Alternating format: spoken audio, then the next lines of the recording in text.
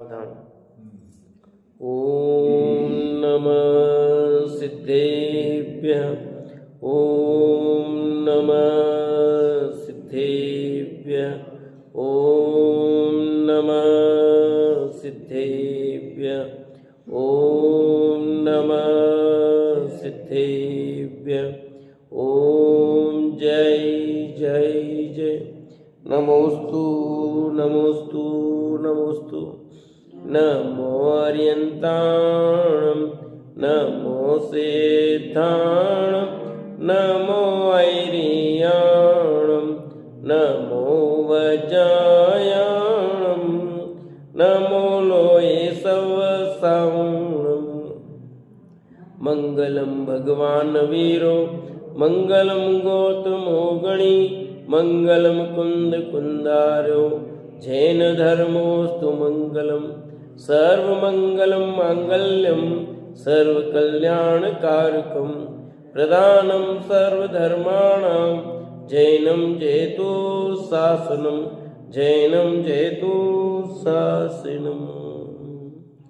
अरिहंत देव वंदे गुरु वंदे न गणनान व्यरायो धम्मदया मे वंदे कमख कारणम शुद्धम। बोली जिनवाणी मात की जय हो। बोली स्वस्ति मात की जय हो। सुदृष्टि तरंगिणी नाम का ग्रंथ पंडित टेकचंद जी कृत। कल अपनी चर्चा निमित्त उपादान की चली थी, जिसमें निमित्त शुभ हो तो शुभ ही होगा, अशुभ हो तो अशुभ ही होगा, ऐसा जरूरी नहीं है, ये बात भी बताई थी। शुभ उपादान हो, शुभ निमित्त हो, अशुभ उपादान हो, अशुभ निमित्त हो, ये सब चर्चा अपन ने कल की थी। उसी की आगे की और चर्चा यहाँ उदाहरणों को दे करके बताया है। पेज नंबर 230 पर अपन कहेंगे निमित्त से उपादान की शुद्धता होती है। मिला?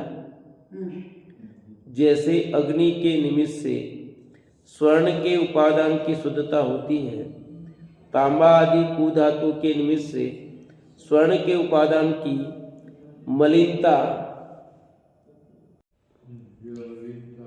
ऐसा जानकर अच्छा निमित्त ही मिलाना योग्य है।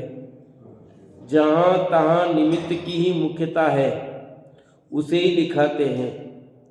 देखो, उत्कृष्ट अच्छे उपादान के धारक पहले तीर्थंकर ऋषभ देव के भी अशुभ निमित्त से 83 लाख पूर्व विषय कसायों में ही जाते रहे। दीक्षा रूप भाव नहीं हुए। तब इंद्र ने अवधि से जाना कि तीर्थंकर होने वाले का भी संपूर्ण आयु कर्म पंचेंद्रीय भोगों में व्यतीत हो रहा है, इन्हें विरक्ति नहीं हो रही है, अतः कोई निमित्त बनाना चाहिए। तब इंद्र ने बहुत ही अल्पायु कर्म वाली एक नीलांजना नामक अप्सरा को आज्ञा दी। इंद्र की आज्ञा से इस देवी ने भगवान के सन्मुख अद्भुत नृत्य ज्ञान किया। इसके नृत्य को देख संपूर्ण सभा के देव मनुष्य आश्चर्यचकित हुए। इंद्र को भी दुर्लभ ऐसा नृत्य करते करते उस देवी की आयु पूर्ण हो गई, जिससे आत्मा तो परगति में गया तथा शरीर दर्पण की छाया के प्रतिबिंबित अदृश्य हो गया। नृत्य का उत्सव भंग न हो, अतः इंद्र ने तत्क्षण उसी प्रकार अन्य देवांगना खड़ी कर दी वहां, जिससे नृत्य की तान राग चाल भंग नहीं हो पाई। इस चरित्र नाटक को सभा के कोई भी मनुष्य आदि जीव नहीं जान सके। सबने तो यही जाना कि वही देवी नाच रही है, परंतु इसे राजा ऋषभदेव ने अवधि ज्ञान से जान लिया कि जो देवी नृत्य कर रही थी वह शरीर त्याग अन्य गति में चली गई। यह तो इंद्र द्वारा भेजी गई दूसरी देवांगना है। ओह, संसार चपल विनाशिक व स्वार्थ से परिपूर्ण है। इत्यादि प्रकार के वैराग्य प्रकट कर दीक्षा धारण कर ध्यानाग्नि से कर्म नष्ट कर सिद्ध हुए। यहाँ निमित्त की महत्ता दिखाई देती है। अतः सत्पुरुषों को अपने कल्याण के लिए कुसंग त्याग कर शुभ निमित्तों में रहना सुखकारी है। जैसे बने वैसे ही भले निमित्त का संपर्क गुणकारी है। यह तो जीव को जीव के निमित्त संबंधी कथन हुआ। ठीक है, तो यहाँ पर ये पूरा जो उदाहरण दिया है निमित्त की महत्ता से बताया। देखो, कभी निमित्त की महत्ता की जाती है, कभी उपादान की जाती है। जिनवाणी में अलग अलग अपेक्षा से कथन होते हैं। तो यहाँ कह रहे हैं कि पूरी घटना बताइए जो आपने अपने 50 बार सुनी है कि आदिनाथ को वैराग्य कैसे हुआ। पंच कल्याणकों में सब दृश्य दिखाई जाता है कि आदिनाथ को वैराग्य कैसे हुआ। नीलांजना करते दिखाते हैं, वो चली जाती है, फिर दूसरी नीलांजना आती है। अब इसमें ये आया है, देव को इंद्र को कैसे मालूम पड़ गया कि इसमें वायु है? कौन? इंद्र को अपने अवधि ज्ञान से जनाया ना, अपने अवधि ज्ञान से जब इनको इतना टाइम में वैराग्य होने वाला क्यों नहीं हो रहा है, तो अपना अवधि ज्ञान लगाया उसने, उससे जाना।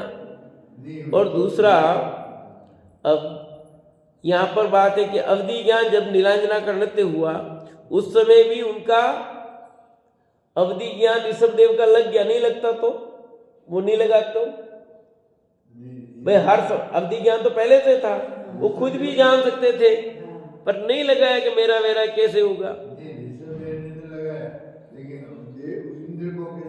इंद्र ने अवधि ज्ञान से जाना, ये कह रहा हूं ना।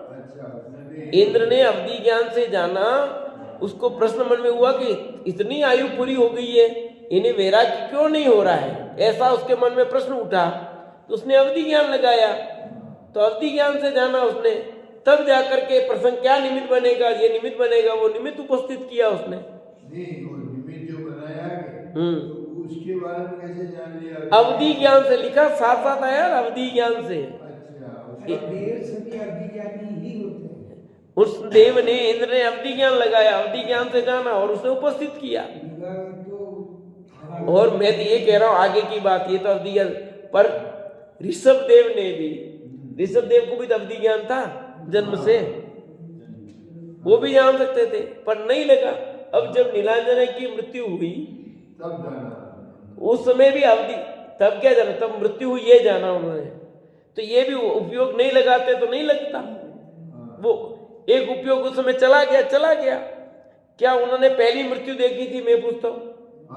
नहीं, आप विचार करो, जिससे हुआ नीलांजना की मृत्यु हो गई दूसरी, तो क्या और कोई मौत नहीं देखी होगी आदिनाथ ने?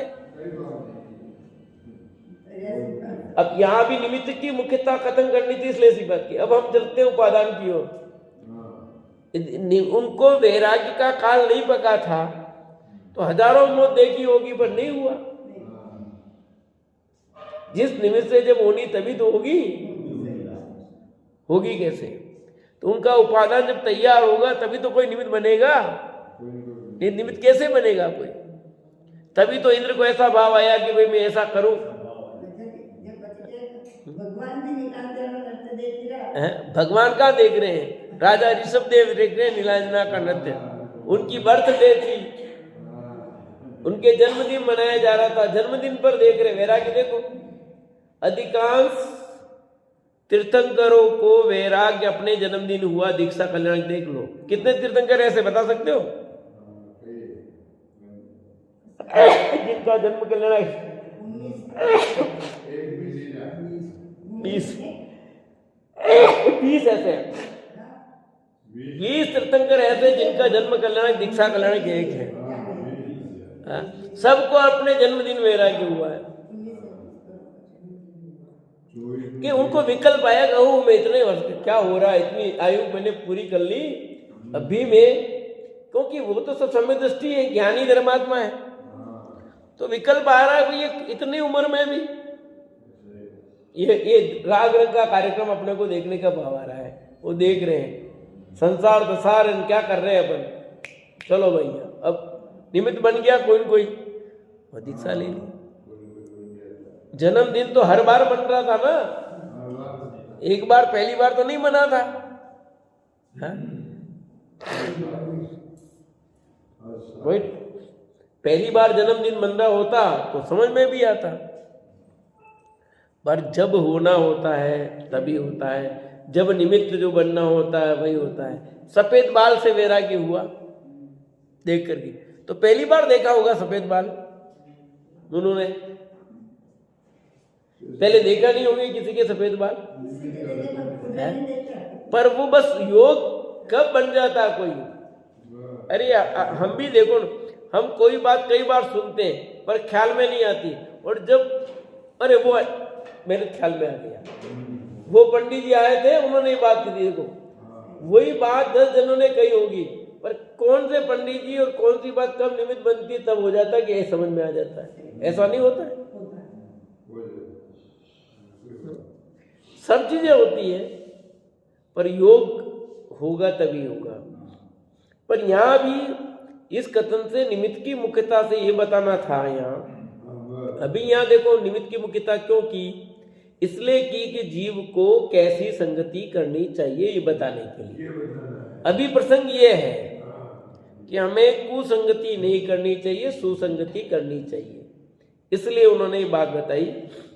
अतः सत्पुरुषों को अपने कल्याण के लिए कुसंग त्याग कर शुभ निमित्तों में रहना सुखकारी है। क्या करना है, क्योंकि अशुभ निमित्तों में रहोगे तो शुभ ज्यादा बहुलता होगी, कुसंगति करोगे तो कुसंग रूप परिणाम आएंगे, और सुसंगति करोगे तो परिणाम ऐसे बनेंगे। आप कैसे लोगों के साथ उठते बैठते हो भैया, नहीं कि पूछते इनका व्यवहार किनके साथ है, इनका खान पान किनके साथ है भैया, ये किनके साथ उठता बैठता जरा पता करो ना, है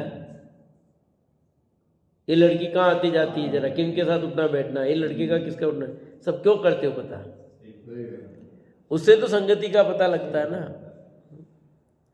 तो संगति अच्छी हो हमारी, हम अच्छे लोगों की संगति करें, उस अपेक्षा से भी अनिमित्त की मुख्यता से कथन किया।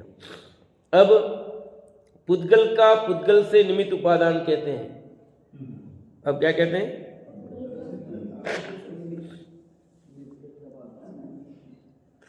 पुद्गल का पुद्गल से निमित्त उपादान कहते हैं। जैसे हल्दी तो स्वभाव से ही पीली है, इसे घिस कर जल में गोले तो जल पीला हो जाता है, परंतु इसी पीले जल में चूना या सोडा डालने पर चूने के निमित्त से सारा जल लाल हो जाता है। इसमें लाल होने की उपादान शक्ति तो हल्दी की ही है, परंतु चूने का निमित्त मिलने पर ही लाल होती है। क्या कहा, उपादान तो उसका ही है, पर निमित्त ये नहीं मिले तब तक नहीं होगा। पुद्गल का निमित्त उपादान बताया कि हल्दी में स्वभाव तो पीलापन ही हल्दी का है कि नहीं, और इसे घिसकर जल में गोले तो क्या होगा, जल के लाल होता है, पीला होता है।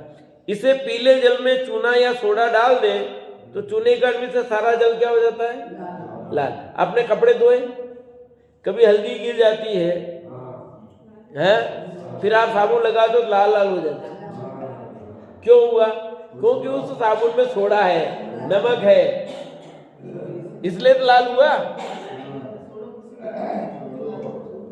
साबुन में सोडा होता है,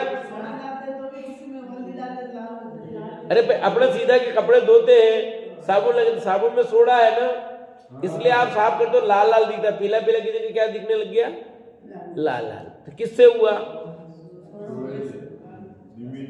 तो कहते इसमें लाल होने की उपादान शक्ति तो चून हल्दी की है, वो हल्दी ही लाल हुई ना, पर चूने का निमित्त मिलने पर ही लाल होती है। निमित्त कुछ बनाना तो निमित्त से ही कार्य होता है। सिद्ध हो गया कि नहीं हो गया, कि नहीं, ऐसा नहीं। क्लियर दोनों बातें, उपादान की शक्ति तो हल्दी की है, देखो बात बराबर समझो, वो हल्दी में ही उपादान शक्ति ऐसी, पर यह निमित्त तो निमित्त की उपस्थिति अनिवार्य है, पर निमित्त ने कुछ किया हो ऐसा नहीं है। निमित्त ने कुछ कर दिया हो, उसमें निमित्त कारण भी है, ऐसा निषेध नहीं किया। उपादान कारण भी और निमित्त कारण, दोनों कारणों को स्वीकार करना पड़ेगा। आप निमित्त कारण को उड़ा दोगे बिल्कुल हाँ वो बात तो भी नहीं चलेगा। उपादान कारण उठा दो, निमित्त कारण ही सब कुछ हो, ये बात भी नहीं है। यहाँ बैलेंस वाली बात है। उपादान कारण को उपादान रूप स्वीकार करो, निमित्त कारण को निमित्त रूप स्वीकार करो। आप एक को हटा देते हो, एक को ही रख देते हो, नहीं। हाँ, गौण मुख्य तो चलता है।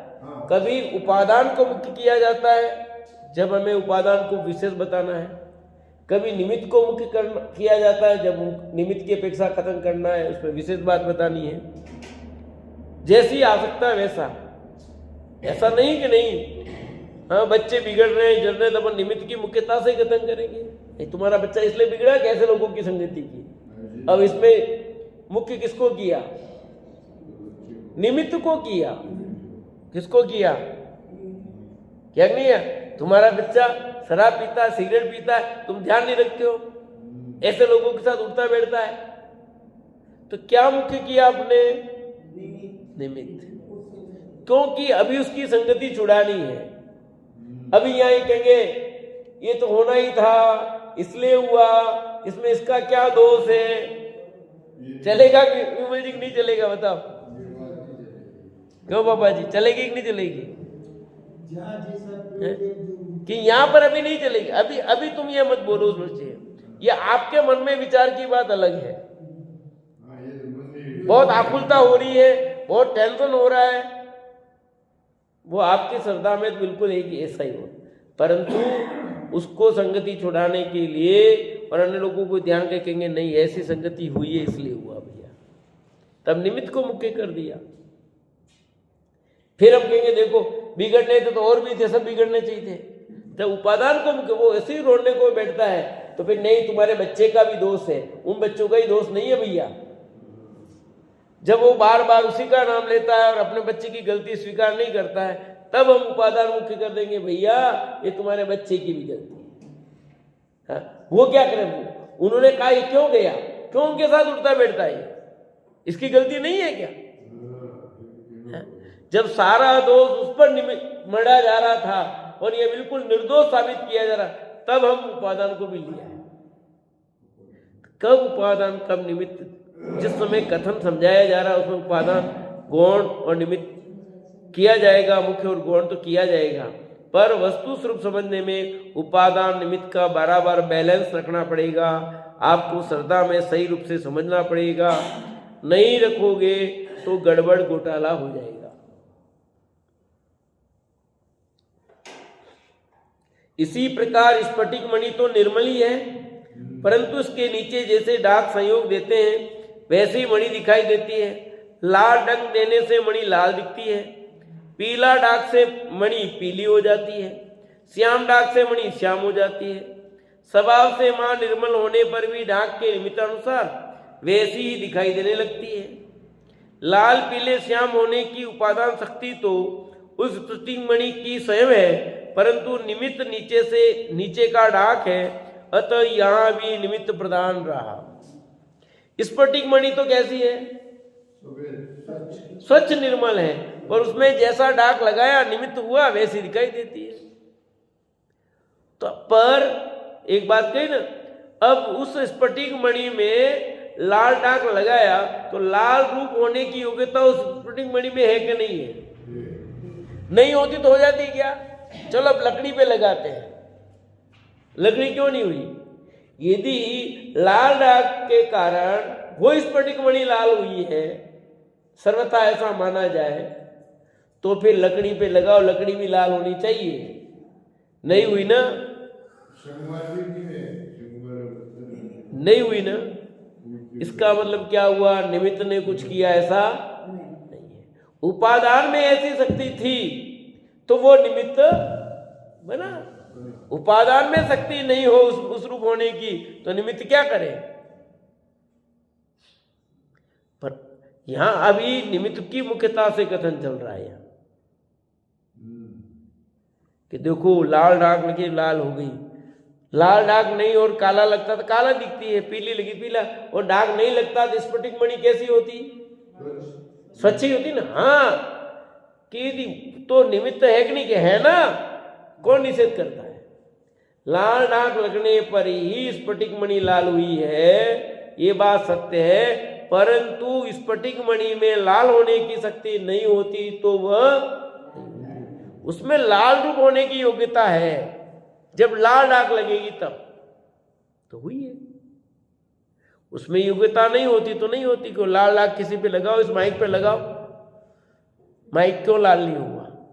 यदि डाक ने लाल किया होता तो माइक को भी लाल कर देता। मेरे मुंह पे लगाओ, देखो मुंह लाल हो जाता है क्या? है इस पे लगाए ये लाल हो जाएगा क्या? नहीं होता है। इससे दोनों बातें बैलेंस वाली बात समझनी है, और नहीं तो गड़बड़ घोटाला हो जाएगा। जिसको अभी निमित्त ही मुख्य करना हो, देखो बिल्कुल आया कि नहीं आया कि नहीं शास्त्र में, शास्त्र में देखो यहाँ लिखा है, पर ये क्या समझा रहे, दोनों बातों को कितने बैलेंस में समझा रहे हैं कि उसमें उपादान की शक्ति है। लिखा नहीं था श्याम होने की उपादान शक्ति तो उस स्फटिक मणि की स्वयं है, उस स्फटिक मणि की स्वयं है, परंतु निमित्त नीचे का डाक है। निमित्त कौन बना? वो जो डाक है वो बना। अतः यह भी निमित्त प्रदान रहा, या निमित्त की मुख्यता से बात हुई। इसी प्रकार लोहा धातु निम्न धातु है, परंतु जब वो उच्च पारस पाषाण का संपर्क करता है तब कंचन स्वर्ण हो जाता है। यहाँ स्वर्ण होने रूप उपादान शक्ति तो लोहे में ही है, अन्य धातुओं में नहीं, परंतु उसे स्वर्ण होने के लिए पारस का निमित्त चाहिए। अतः हे भव्य, जीव से जीव को, पुद्गल से पुद्गल को सर्वत्र निमित्त की महत्ता मुख्यता है। इसलिए विवेकियों को भला अच्छा निमित्त मिलाना ही योग्य है। विशेष इतना है कि अपने परिणामों की विशुद्धता से अधिक विशुद्धता का निमित्त हो अपना उपादान निमित्त अनुसार करना, और यदि अपने भावों की विशुद्धता से निमित्त सामान्य हो अपना उपादान निमित्त अनुसार नहीं करना, इत्यादि विचार सम्यक दृष्टि को अपनी बुद्धि द्वारा विचार करने योग्य है। देखो यहाँ पर अभी निमित्त की मुख्यता से सब बात कही गई है। किसकी प्रधानता की? निमित्त की। इसलिए उदाहरण भी फिर निमित्त का दिया कि लोहा है तो पार्श्व मणि के स्पर्श से क्या हो जाता है? तो पार्श्व मणि स्पर्श नहीं करे लोहा तो क्या सोना हो सकता है? नहीं हो सकता। अब मैं पूछता हूं, पार्श्व मणि इस लकड़ी को स्पर्श करे तो सोना होगा क्या? मेरे हाथ को स्पर्श करे तो सोना होगा क्या? किताब को स्पर्श करे सोना होगा? तो पार्श्व मणि में सोना बनाने की योग्यता है? किसमें? सब में नहीं है ना। जिस वस्तु में सोने रूप परिणमित होने की योग्यता हो उसी को वह निमित्त काम करेगा। यदि उस लोखंड में पारस के स्पर्श से स्वर्ण रूप होने की योग्यता नहीं हो तो नहीं हो सकता है। वही लोखंड अपन यहाँ टच करो, देखिए सोना होता है? लकड़ी में स्पर्श करो सोना होता है? नहीं होता है। तो निमित्त और उपादान दोनों कैसे चाहिए? योग्य। उपादान भी योग्य और निमित्त भी, दोनों। उपादान में उस रूप परिणमित होने की योग्यता होनी चाहिए कि उस निमित्त से, यदि वो निमित्त नहीं है तो नहीं होगा। और निमित्त में निमित्त भी है पर उपादान वैसा होना चाहिए।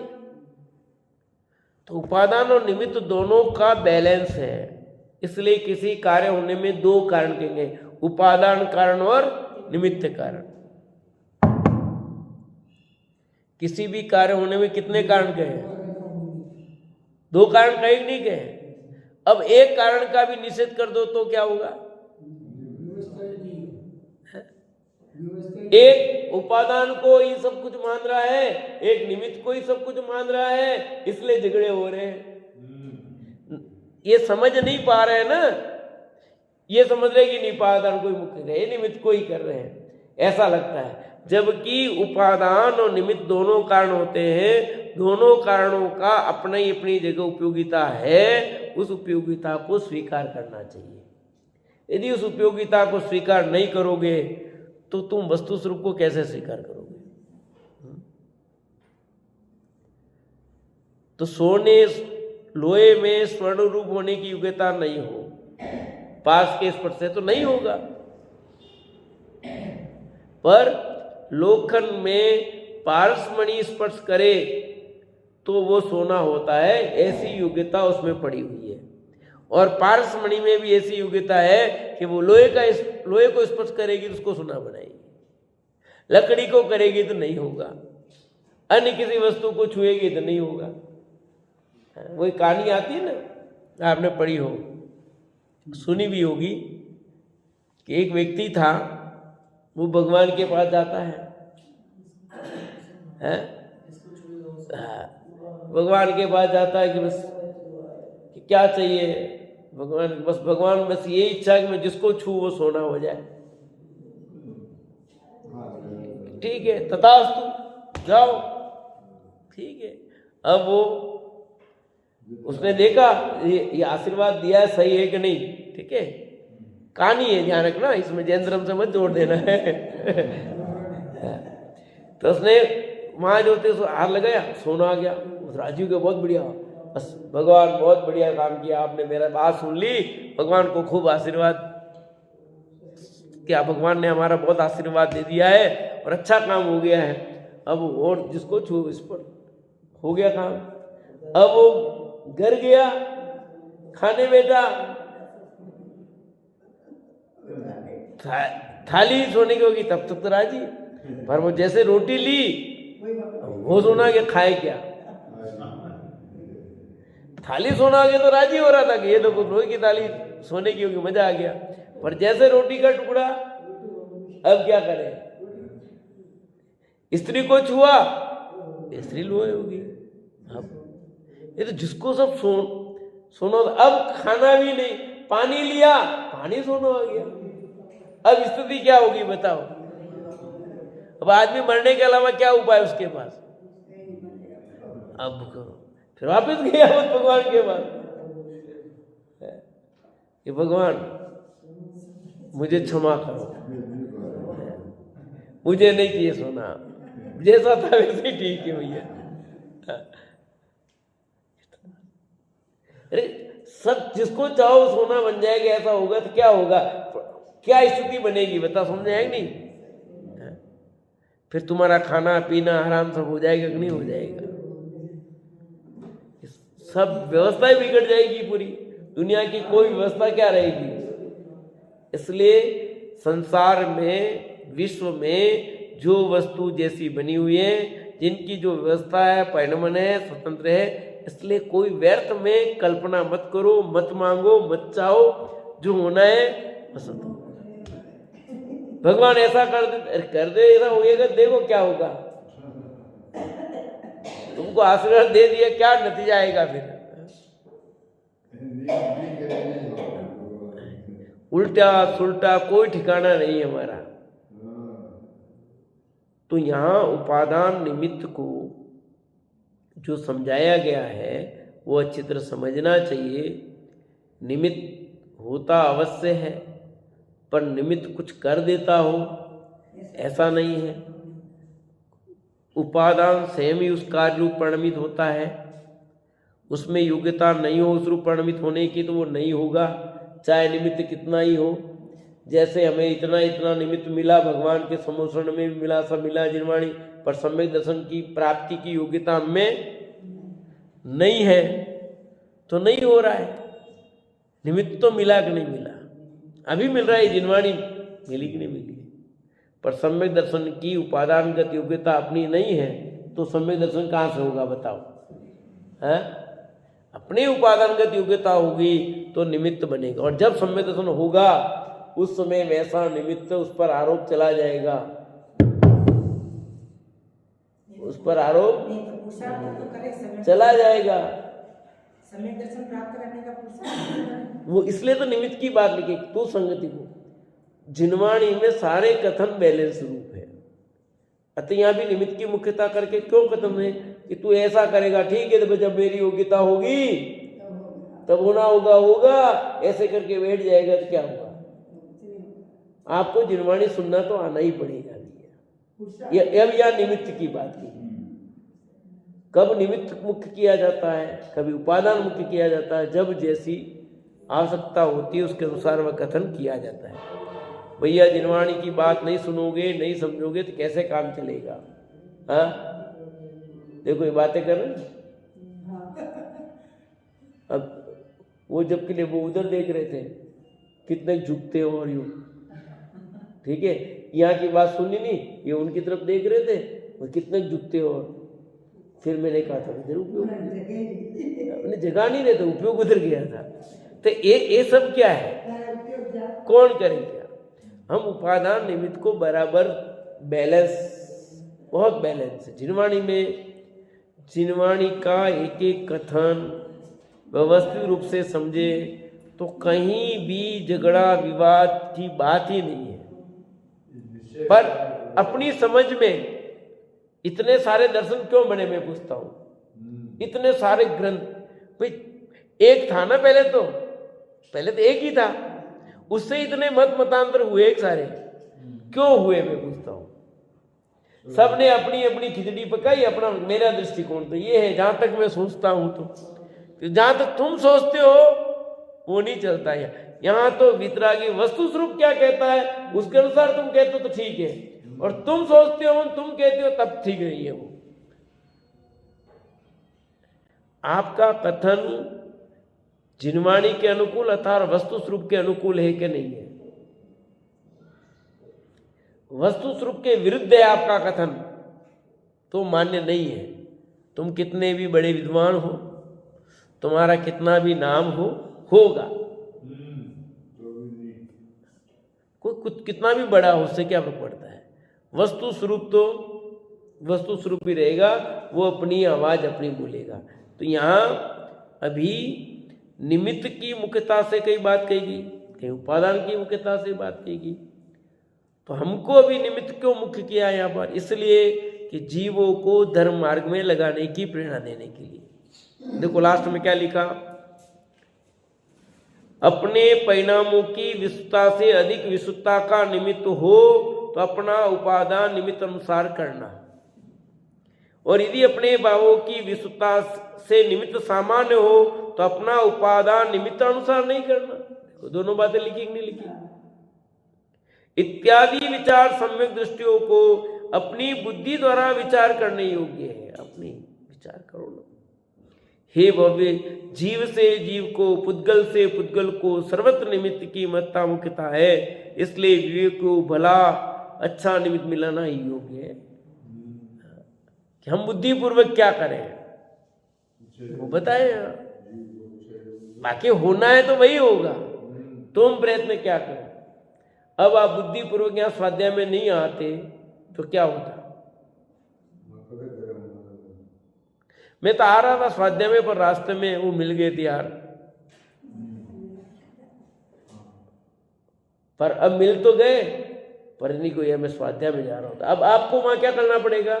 थोड़ा पुरुषार्थ करना पड़ेगा, क्योंकि निमित्त तो मिल गया आपको ऐसा जो बाधक बन रहा है, पर आपको इंगित करना पड़ेगा कि अभी स्वाध्याय में जा रहा हूँ, मुझे वो स्वाध्याय में जाना जरूरी है, फिर बात करेंगे। 2 मिनट रुक गए, उसका व्यवहार निभा दिया और आगे बढ़ गए। और नहीं ये भी सकता है, ठीक है ओके, स्वाध्याय रोज सुनते हो ना, एक दिन स्वाध्याय नहीं सुनो तो क्या फर्क पड़ता है? ना आजकल वो पंडित जी डाल देंगे ना, रिकॉर्डिंग कर रहे डाल, वो सुन लेना के वो डालते हैं पंडित जी, वही सुन लेना ना। अरे प्रत्यक्ष सुनने में और रिकॉर्डिंग सुनने में फर्क पड़ेगा, कितना भी करो। रिकॉर्डिंग सुनते सुनते कोई आ गया बैठ गया बात कर रहा तो उपयोग आ गया, फिर उपयोग आ गया। यहाँ तो सावधानी, यहाँ प्रश्न वहां, और बहुत फर्क पड़ता है। ये तो ठीक है अपन अब नहीं आ पाए, कोई कारण है सुन रहे, बाकी प्रत्यक्ष और प्रोक्ष में बहुत फर्क पड़ता है। गुरुदेव के साक्षात प्रवचन होते थे वो, और एक सीडी प्रवचन सुनते अपन, दोनों फर्क नहीं होता है। भगवान की दिव्य धनी साक्षात फिर रही हो समोसरण में वो, और अभी ये दोनों में क्या फर्क? ये प्रोक्ष है ना, ये जिनवाणी प्रोक्ष है, और वो प्रत्यक्ष, कितना फर्क है? बहुत फर्क पड़ता है भैया। तो ये निमित्त और उपादान ऐसे ही है। ये निमित्त की बात की अभी, निमित्त की मुख्यता करके खत्म कर दिया अभी, क्योंकि जब किसको मुख्य करना, किसको गौण करना, वो किया जाएगा। तो बहुत व्यवस्थित रूप से समझना चाहिए। इस प्रकार श्रुति ज्ञान द्वारा निमित्त उपादान का स्वरूप जानते हैं, अतः श्रुति ज्ञान उपादेय है। क्या लिखा? ये श्रुति ज्ञान द्वारा निमित्त उपादान का स्वरूप। आप उपादान निमित्त का स्वरूप समझ रहे थे ना, तो कौन सा ज्ञान मुख्य हो रहा था? मति ज्ञान है ही, मति ज्ञान के बिना नहीं, पर मति ज्ञान जो जानता है उसमें विशेष कौन जानता है? श्रुति ज्ञान। क्योंकि श्रुति ज्ञान नहीं हो तो इतना विशेष आप कैसे जानोगे? इसलिए श्रुति ज्ञान क्या हो गया? उपादेय हो गया आपका। मति ज्ञान, श्रुति ज्ञान, देखो यहाँ कितने कितने एंगल से लिया श्रुति ज्ञान को, कितने पॉइंट से श्रुति ज्ञान का उपादेयपना सिद्ध कर रहे हैं। विश्वासघाती वाली बात में ले लिया, यहाँ पर ये ले आए, कितने बात तो कुछ नहीं है, पर अब सामान्य श्रुति ज्ञान में बात कैसे कहते हैं, ये होता श्रुति ज्ञान, पर इस श्रुति ज्ञान में उपादेयपने में कितने प्रकरण डाल करके उस श्रुति ज्ञान को उपादेयपना सिद्ध कर रहे हैं। आगे फिर सुवाणिज्य कुवाणिज्य का स्वरूप भी श्रुति ज्ञान से जानते हैं। अब सुवाणिज्य और कुवाणिज्य बताएंगे, व्यापार है, कौन सा व्यापार योग्य है, कौन सा व्यापार, उसकी चर्चा अपन कल करेंगे। ठीक है।